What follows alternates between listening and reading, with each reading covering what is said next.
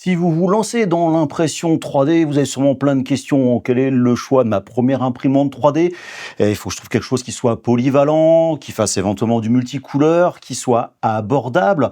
Et ces questions des repassages, je peux aussi vous les poser si vous avez une vieille machine, un usage, on va dire, hobbyiste, ponctuel, et que vous voulez avoir une machine éventuellement beaucoup plus récente. Alors, bien sûr, il y a pas mal de modèles qui sont en compétition les uns par rapport aux autres, mais là on est un petit peu dans cette phase de transition d'une génération à une autre, notamment à cause du système multicouleur. Et là, Anycubic a dégainé avec la Cobra X il n'y a pas très longtemps.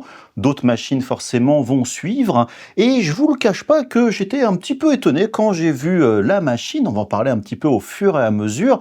Mais surtout, voilà, dans un coin de ma tête, j'ai, par rapport aux tests, y compris sur la chaîne, de machines Anycubic, où, depuis quelques temps, un petit peu trop longtemps, j'avais dans mes conclusions, l'expression «ça fait le taf».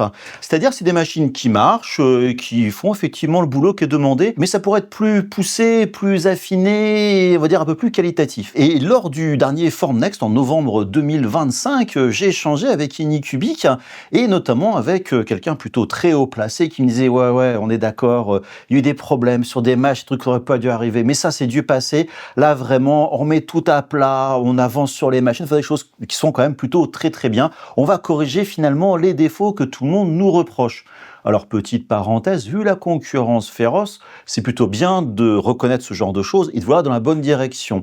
Et là, je me retrouve avec une machine, donc la Cobra X, multicouleur, volume d'impression de 26 par 26 par 26, avec un format plutôt compact et surtout à 269 € au moment où j'enregistre la vidéo. Alors certes, c'est un prix de lancement qui va sûrement rester longtemps avec des promotions et tout, mais une machine à moins de 300 € TTC qui fait pas mal de choses, je me dis, je sais pas, il y a anguille sous roche.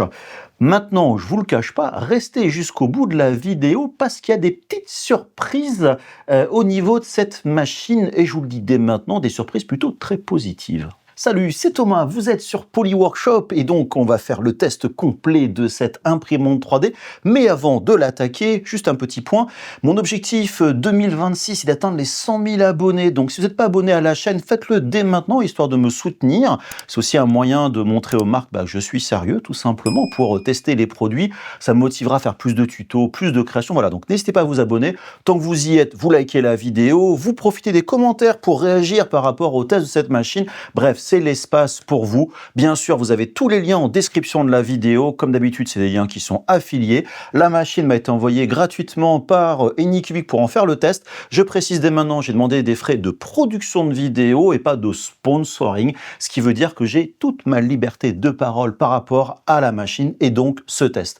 Allez, c'est parti. Et pour commencer, on va faire un petit tour dans les spécifications, voir ce qu'annonce Anycubic et si on le retrouve bien évidemment sur la machine. Alors, en quelques mots, voilà, ils annoncent 4 couleurs, jusqu'à 19 couleurs maximum avec des modules complémentaires. Surtout intéressant par rapport aux générations précédentes, ils annoncent 2 fois plus rapide, 2 fois plus d'économie de matériaux. On peut mélanger différents matériaux ensemble. Une première couche parfaite, détection IA, et il y a l'impression intelligente à distance. En gros, avec le téléphone portable, on peut monitorer les choses, etc., etc. Et donc, il y a une grosse présentation autour de l'ACE, ce module multicouleur qui était avant un boîtier, on va dire, externe, de génération 2 qui maintenant est en fait intégré directement à la tête d'impression. Et là, ils annoncent une distance entre le coupe-filament et la buse réduite de 52%. Bon, c'est truc un petit peu marketing, on va dire. La longueur totale de changement de filament réduite de 80%, etc. Bref, l'élément sur lequel ils veulent arriver, c'est que cette nouvelle génération d'imprimantes 3D va réduire considérablement la quantité de déchets, mais aussi le temps d'impression. En fait, c'était le gros problème des imprimantes, on va dire, de génération précédente, c'est que le multicouleur, c'est très bien, mais au final, on a plein de déchets, et des fois beaucoup plus en termes de poids que l'impression elle-même, et surtout, les impressions prennent énormément de temps. Et donc, il y a une course à améliorer, on va dire, ces temps d'impression et cette quantité de déchets. Donc là, ils disent, voilà, il y a bien sûr de la baisse en termes de quantité, etc., etc. Ensuite, bien sûr, ils parlent du multicouleur. Je vous le dis dès maintenant, de mettre des modules externes pour avoir plus de couleurs, on peut le faire, mais ça va augmenter drastiquement, donc justement les déchets et surtout le temps d'impression. Donc c'est la théorie, dans la pratique, on va dire éviter le multimatériau. Et surtout, ce qu'ils expliquent à côté, et ce qu'on va voir dans la vidéo, c'est que on peut notamment charger du filament classique standard du PLA. Si vous vous lancez dans l'impression 3D, c'est vraiment le filament qui est à conseiller. Il y a plein de couleurs, plein de styles différents, c'est vraiment génial. Mais par exemple, on peut aussi faire du TPU, du filament flexible, voire même mélanger les deux ensemble. Vous voyez la petite pince et tout ici. Bon, honnêtement, je vous cache pas, c'est très rigolo à voir, mais c'est pas très pratique comme pince. Voilà, donc ils reviennent. PLA plus TPU, le PLA plus, je le remonte ici, le PVA qui est un filament qui est soluble, attention, très sensible à l'humidité, donc il faut avoir à côté notamment un système pour sécher vos filaments, mais c'est intéressant de pouvoir le faire directement. Et vous avez aussi le filament TPU flexible avec du flexible, c'est-à-dire faire par exemple, comme on le voit ici, 3 couleurs de filaments flexibles. Mais comme je vous le disais, on va en reparler un peu plus loin. Et là aussi, le point non négligeable, je vous dis dès maintenant, que je trouve vraiment très très bien, le système multicouleur supporte les bobines de filament directement sur le dessus de la machine. Ce qui veut dire que vous allez gagner beaucoup de place par rapport à un système externe à côté. Et ça, franchement, c'est plutôt pas mal. Alors après, il parle de la vitesse. On va imprimer à 300, voire monter jusqu'à 600, ce qui n'arrive jamais en réalité, des accélérations rapides. Surtout, le nivellement, c'est l'accroche de la première couche et la qualité de la première couche avec un nouveau système, justement, pour avoir une excellente qualité. Alors, il parle de la précision, la répartition de la chaleur, l'autonivellement, on en a parlé de la couche jusqu'à l'instant.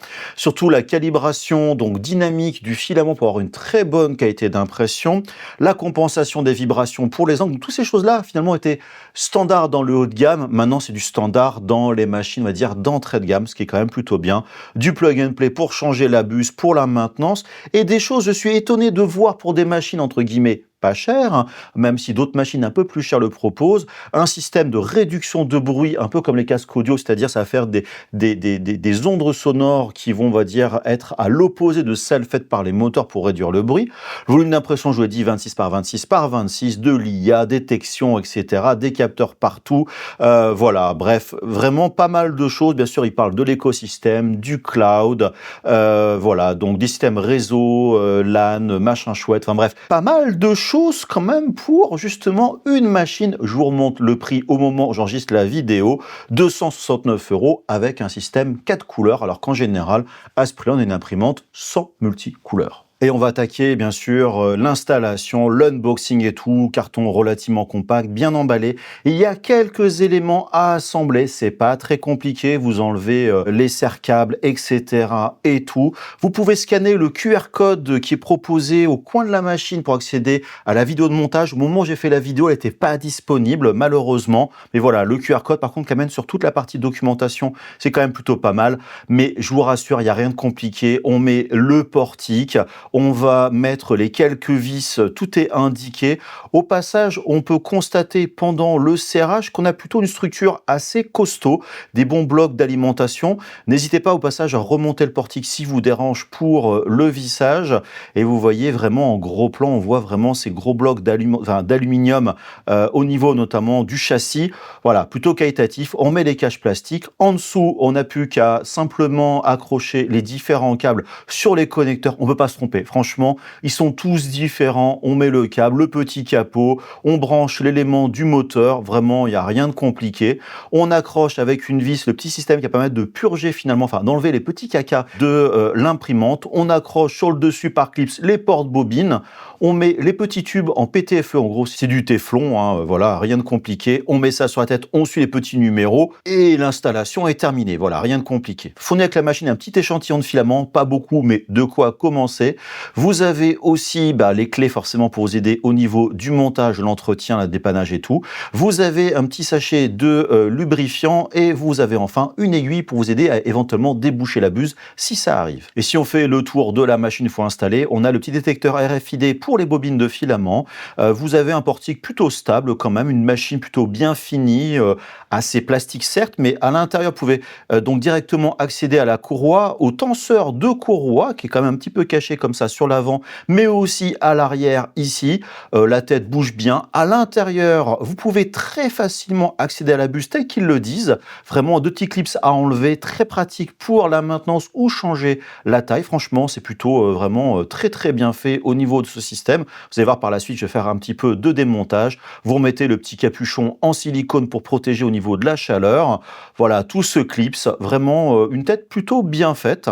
Sur le dessus, on peut voir lorsqu'on enlève le système donc de réception des filaments, l'intérieur, donc les petits systèmes qui vont basculer d'un filament à l'autre, c'est quand même plutôt pas trop mal fait.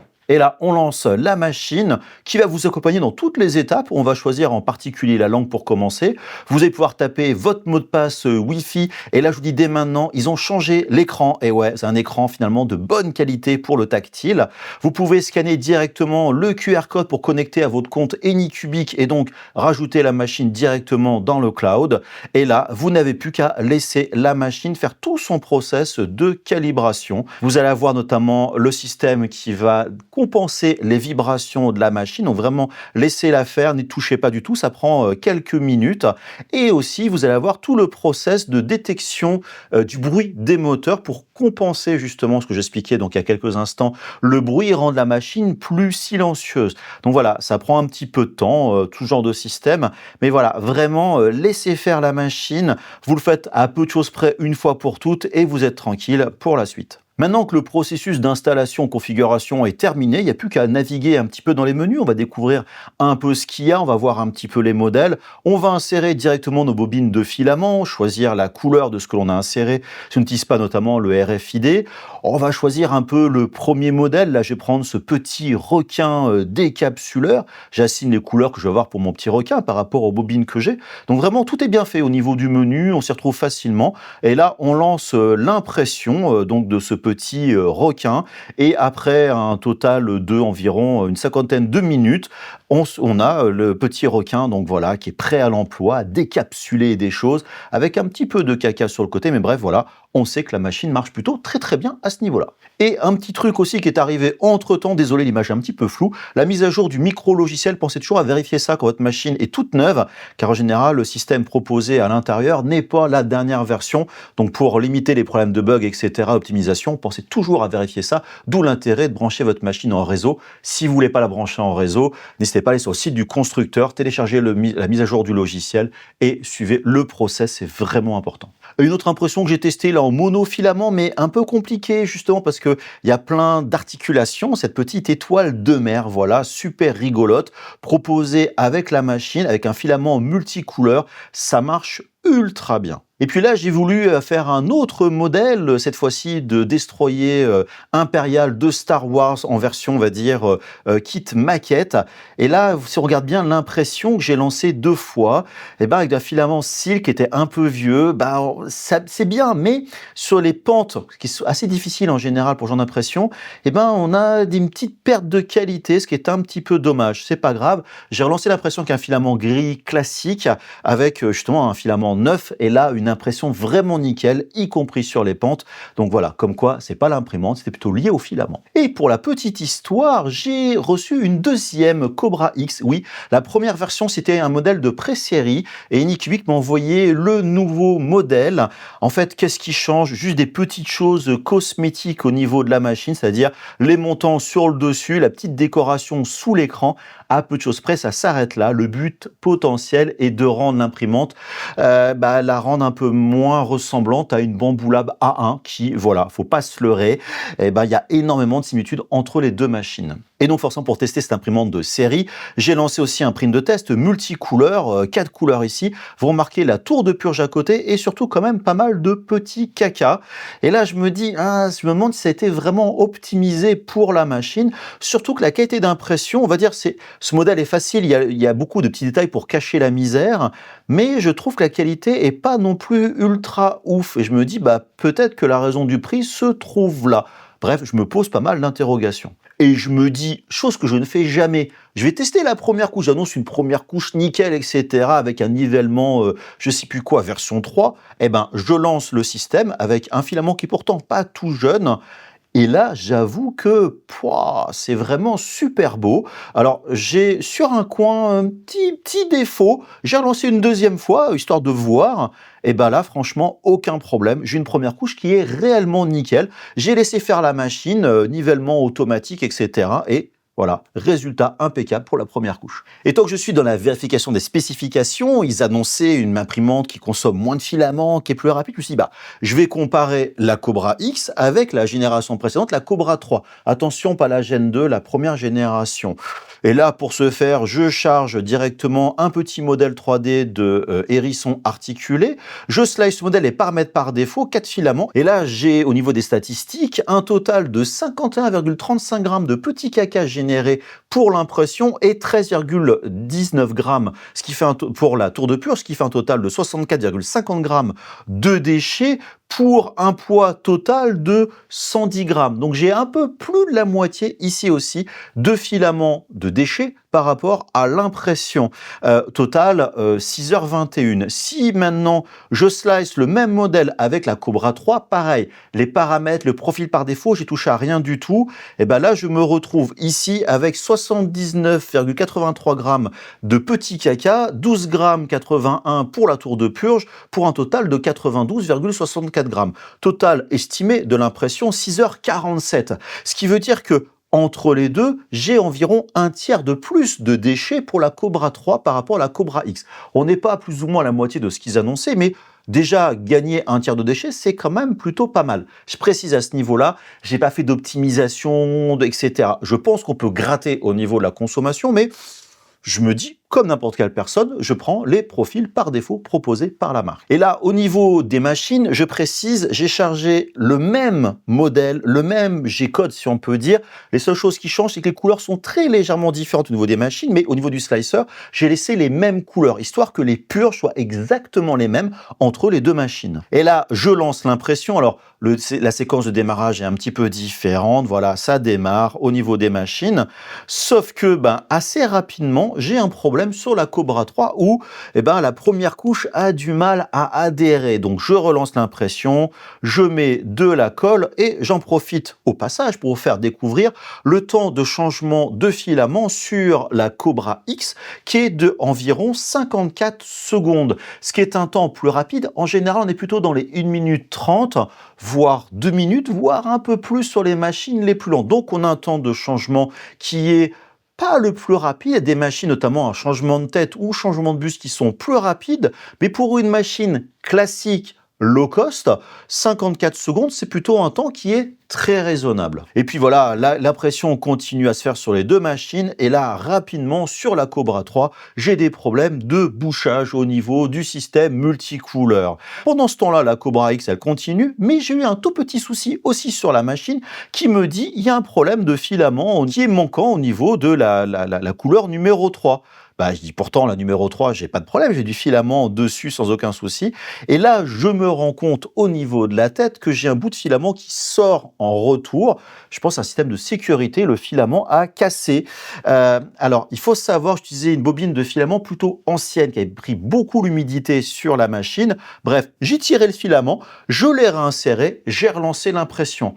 Eh ben, ce genre de sécurité, c'est quand même plutôt pas mal parce que je peux facilement enlever le filament en cas de pépin, ce qui est quand même plutôt cool. L'impression, elle, continue et se termine, voilà, assez rapidement avec à côté la Cobra 3 qui continue à avoir des problèmes au point que j'ai dû démonter la tête, enlever des choses au niveau de la buse, de relancer l'impression. Des fois, il n'y avait rien du tout. Ça finit par, à des moments donnés, encore à se décoller au niveau de la première couche, malgré la colle que j'avais mis sur le plateau. Je relance encore et toujours, ça finit par se décoller. Bref, j'ai laissé tomber sur la Cobra 3, alors que la Cobra X a fait parfaitement l'impression au total de 6h12 minutes. Voilà, franchement, sans aucun problème, 105 grammes 73 de filaments qui ont été utilisés. Si on revient directement sur les paramètres où on avait un total de 6h21, donc on était plus peu rapide.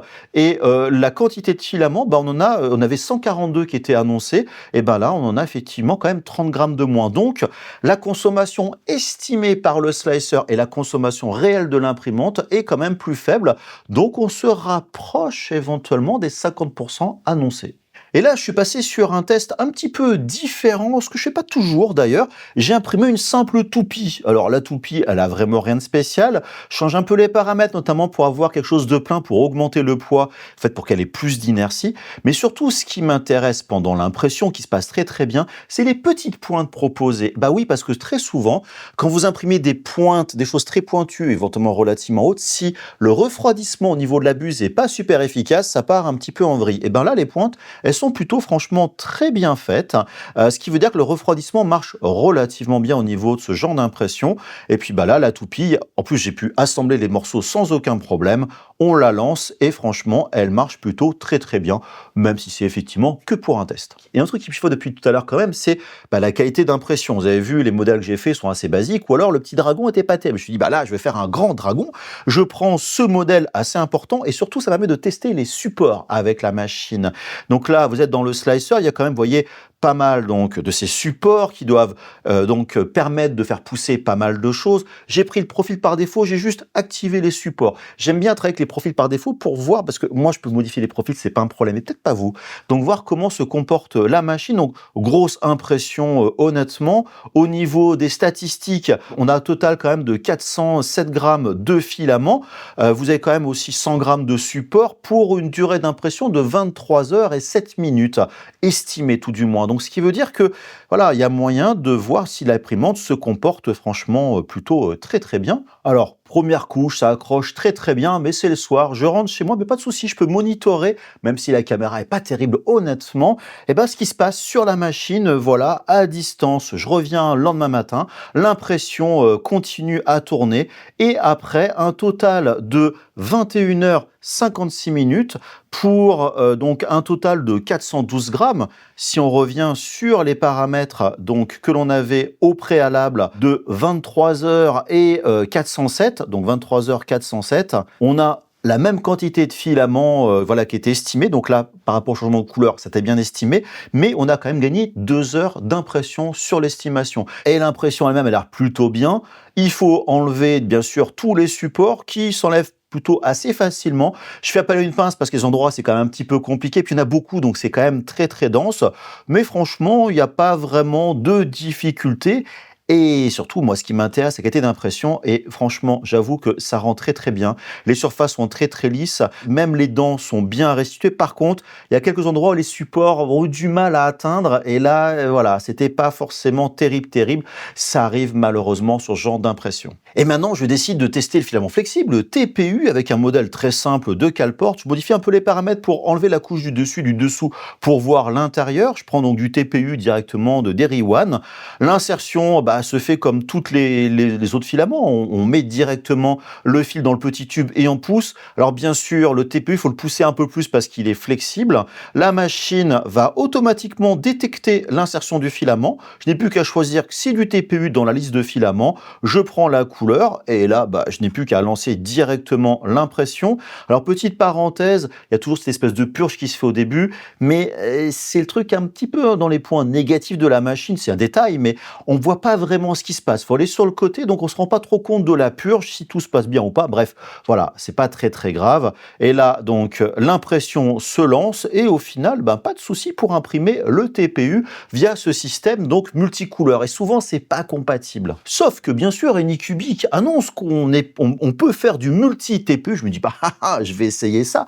Et donc, je change juste mon modèle pour imprimer l'intérieur avec un filament flexible différent de l'extérieur. Voilà, rien de spécial, sauf que très rapidement, je me retrouve avec des messages d'erreur, des problèmes de rétractation, de trucs qui... Enfin voilà, j'ai pas mal de soucis. Là, au niveau donc de la vidéo, vous voyez, j'ai dû démonter la tête. J'avais un filament qui était à moitié bloqué à l'intérieur dans la buse. Et si on regarde bien, le filament, il est tout tordu. En fait, le système de changement de filament tord le filament flexible. Donc voilà, c'était le truc qui posait problème. Pour m'aider pour le démontage, je suis allé sur le wiki d'Anycubic où il y a toutes les les informations pour démonter la machine, la tête, les machins. Franchement, c'est très bien fait. J'aurais pas voulu des vidéos en plus, honnêtement, mais vraiment aucun souci. Un détail, par exemple, pour démonter la tête, les vis sont toutes la même taille de tête par rapport aux clés, pas besoin de changer de galère.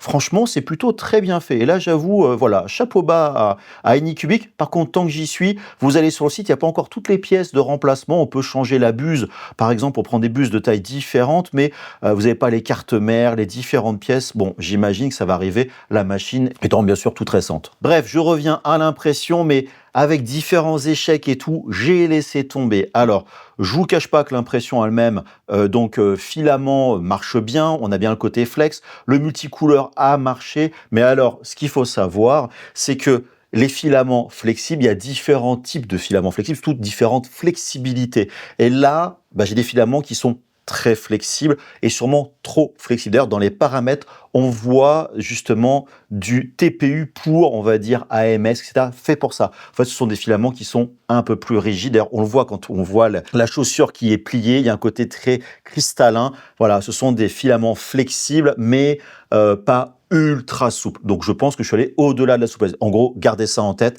Prenez des filaments dédiés pour les systèmes multicouleurs flexibles et pas n'importe quel filament flexible. Sinon, vous allez comme moi des galères à devoir déboucher. Franchement, ça se débouche bien, mais vous prenez pas la tête là-dessus. Et on continue dans ces vérifications de ce qui est annoncé, avec notamment le mélange de matériaux, avec ce porte-serviette ici, avec un mélange de PETG pour de la résistance, mélangé avec du PLA pour l'interface entre les supports et le modèle. Et oui, c'est deux filaments qui sont pas très compatibles. C'est-à-dire, en gros, ils accrochent pas ensemble.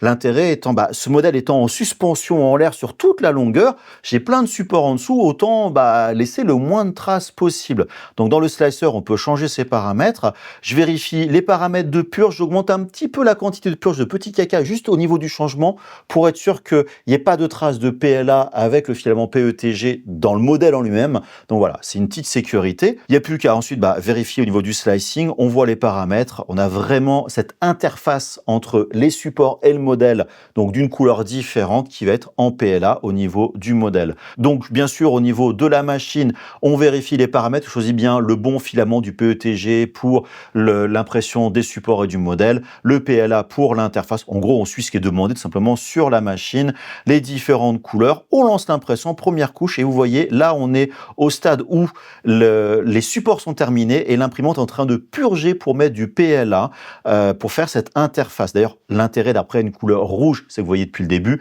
c'est qu'on voit vraiment l'interface sur le modèle qui s'imprime, je dirais, plutôt bien. Donc là, c'est relativement cool.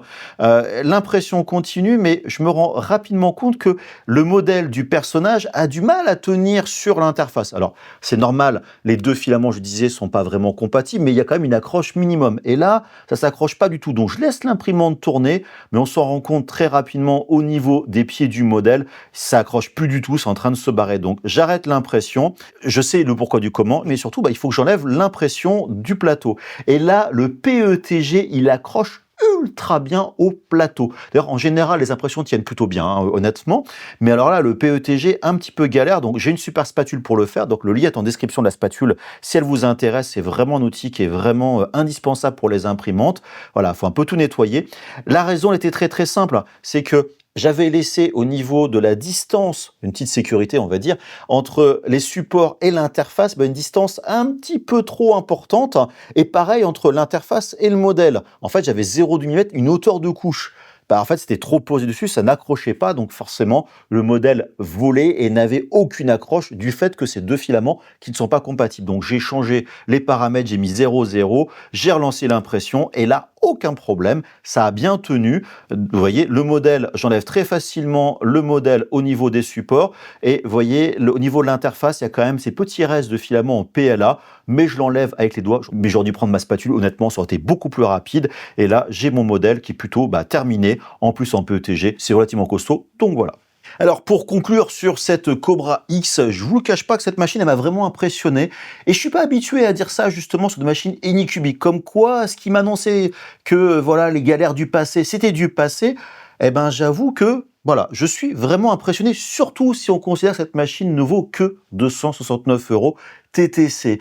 Donc pour ce prix, vous l'avez vu, on a quand même un très beau package. Alors bien évidemment, on est sur une machine d'entrée de gamme, faut pas se leurrer. C'est-à-dire on va imprimer principalement du PETG, du PLA, vous l'avez vu, que ce soit pour des supports, des pièces mécaniques et tout.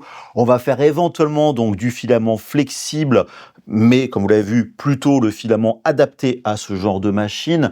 Ce qui veut dire que les débutants, les hobbyistes qui veulent se faire plaisir sans trop mettre d'argent, mais avoir une machine plutôt, on va dire, qui fait tout, qui vous accompagne et ce genre de choses, bah, c'est quand même plutôt pas mal. Maintenant, vous voulez faire des filaments techniques avancés, c'est pas ce genre de machine et ce genre de format. Il faut des corps XY, des machines fermées, mais pour une première machine ou un renouvellement, franchement, c'est quand même plutôt pas mal. Et surtout, c'est que dans l'ensemble, ce qu'annonce le marketing d'Anycubic, on le retrouve sur la machine. Alors, la qualité d'impression plutôt bonne, sauf que quand le modèle est mal préparé ou quoi que ce soit, bah ça peut jouer, ou des problèmes de filament, c'est aussi une des raisons, mais voilà, elle est capable de bien imprimer, elle imprime en multicouleur, ils annonçaient moins de déchets, alors il y en a toujours, vous avez les petits cacas, on en a, mais quand même moins par rapport à avant, le changement de couleur est beaucoup plus rapide, certes, pas aussi rapide qu'on aimerait, un côté instantané ou ce genre de choses, mais franchement, pour d'autres machines un peu plus chères, eh ben, elle est plus rapide.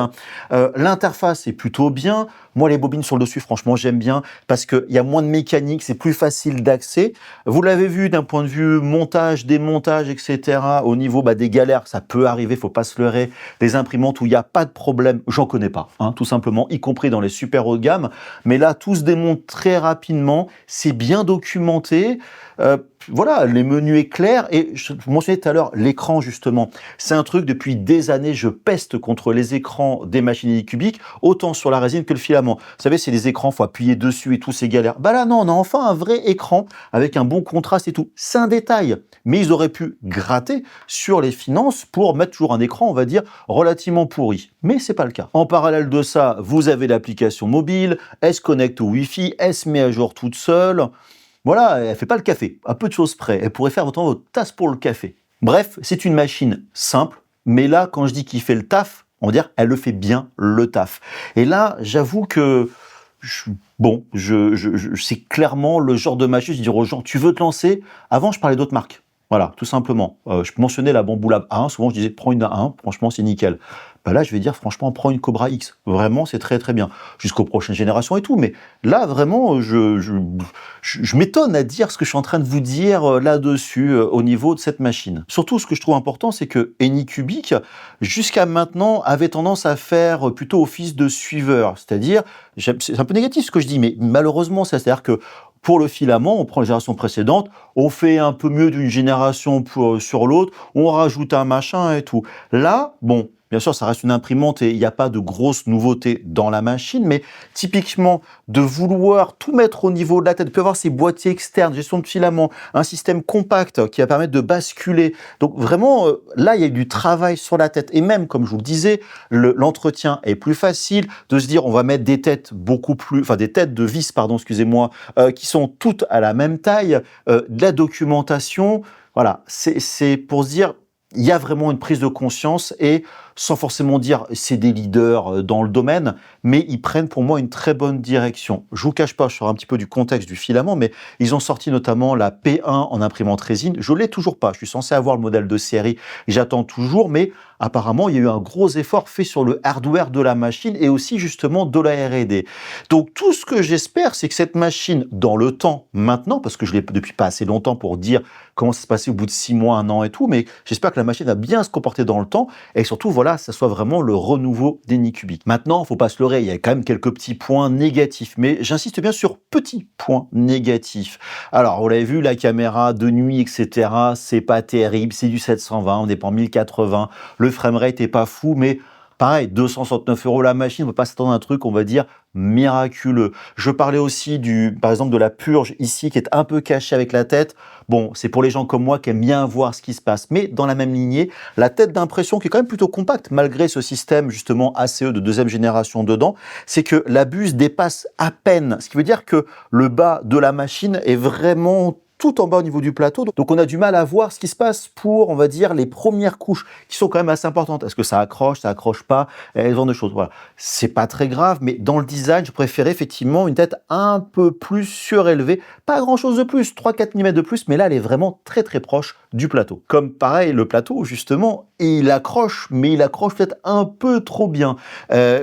J'ai dû mettre mes mains en fait sur la deuxième impression en PETG pour essayer de graisser un peu le plateau. Ça n'a rien changé. Honnêtement, bon, c'est pas grave, mieux un plateau qui accroche un petit peu mieux. Vous avez vu, je peux enlever toutes les impressions, mais il faudra plutôt une spatule parce que même à froid, il faut passer par la suite, y compris sans colle. Maintenant, je vais revenir sur un point qui me chagrine. C'est pas lié à l'imprimante 3D. Et surtout, ce point-là va pas concerner les gens qui se lancent dans l'impression 3D, qui n'ont pas eu de machine avant, qui sont pas dans le business. Mais pour les gens qui connaissent l'impression 3D, c'est-à-dire Thomas ressemble quand même beaucoup à une Bamboulab A1. Et vous savez que j'aime pas mélanger les marques dans mes vidéos, mais là, on peut pas cacher les choses. Surtout le modèle de pré-série qui ressemblait encore plus à une A1. C'est-à-dire que le petit truc à l'écran, ils ont un peu modifié, le truc sur le dessus, voilà. Et je trouve ça un peu dommage parce que la génération précédente, vous l'avez vu dans la vidéo, la Cobra 3, avec ses couleurs un peu plus gris anthracite, aluminium visible et tout, bah, le design était sympa et il faisait pas, on va dire, je ressemble à une concurrente. Ils auraient pu rester dans cette lignée avec justement des couleurs un peu différentes. Peu importe qu'il y ait une forme, l'écran et tout, mais parce que la tête est différente, etc. Mais voilà, je trouve ça dommage. Tout ça, j'ai envie de dire, c'est forcément volontaire. Volontaire peut-être pour tromper le client, pour dire il a vu cette machine-là parce qu'elle est populaire, il va voir celle-là à moins cher, dire ah bah c'est la même. Non, c'est pas la même. Donc il y a peut-être un petit côté voilà de tromperie et franchement, je trouve ça dommage parce que Anycubic devrait être fier de sa machine telle qu'elle est et pas se dire il faut qu'on ressemble à la concurrence pour que les gens nous achètent. Alors c'est peut-être rien de tout ça, mais ça me fait penser à ça et je trouve ça dommage parce que clairement, vous l'avez vu dans ma conclusion depuis le début, je suis ultra positif sur la machine et bah, il n'y a pas besoin de ce genre de choses. Bref, pour résumer, c'est une excellente machine qui, voilà, vous ne ferez pas d'erreur en l'achetant, surtout si c'est votre première imprimante 3D. À ce prix-là, franchement, bah, il n'y a pas à se poser de questions. Voilà, donc n'hésitez pas, posez-moi vos questions en commentaire, bien évidemment, sur cette machine, sur, bah voilà, est-ce que ça correspond à vos besoins, vous voulez faire telle ou telle chose. Il n'y a aucun problème, il y a de fortes chances pour répondre oui, oui, oui, oui à chaque fois. Et bien sûr, vous pouvez me suivre sur les réseaux sociaux, notamment TikTok, Facebook, Instagram. Sur Instagram, n'oubliez pas qu'il y a le fil, le canal dédié à la vie de Polyworkshop. Comme ça, vous pouvez voir un peu ce qui se passe derrière, des fois, mes petites déceptions ou découvertes autour d'une machine, d'un projet que je suis en train de faire. Donc voilà, c'est un moyen de voir un peu ce qui se passe, on va dire, dans ma vie de youtubeur. Vous avez bien évidemment le Discord de Polyworkshop. Vous abonnez, vous likez la vidéo, les trucs vraiment classiques. Lâchez-vous sur l'impression 3D, c'est vraiment un monde fantastique et fabuleux. Et puis moi, je vous dis à très bientôt sur d'autres vidéos. Et surtout, n'oubliez pas, le plus important, c'est d'être créatif. Allez, des gros bisous. Bye bye.